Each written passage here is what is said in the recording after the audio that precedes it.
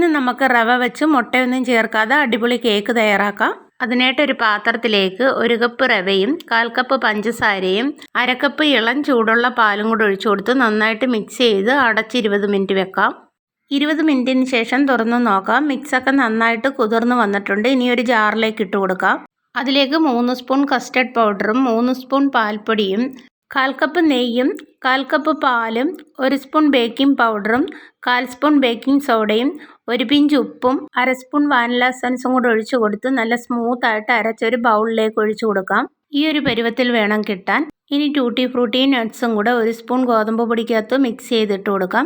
ഇങ്ങനെ ചെയ്തെടുക്കുന്നത് തയ്യാറാക്കി വെച്ചിരിക്കുന്ന മിക്സിലേക്ക് ചേർക്കുമ്പോൾ നട്ട്സൊക്കെ ഒരുപാട് താന്നു പോകാതിരിക്കാൻ വേണ്ടിയിട്ടാണ്.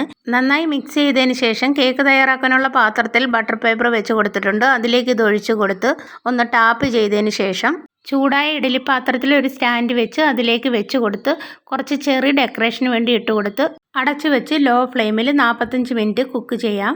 45 മിനിറ്റിന് ശേഷം തുറന്ന് നോക്കാം. ഇവിടെ നന്നായി വെന്ത് വന്നിട്ടുണ്ട്. ചൂട് മാറിയതിന് ശേഷം ഒരു പാത്രത്തിലേക്ക് സെർവ് ചെയ്ത് കട്ട് ചെയ്തെടുക്കാം.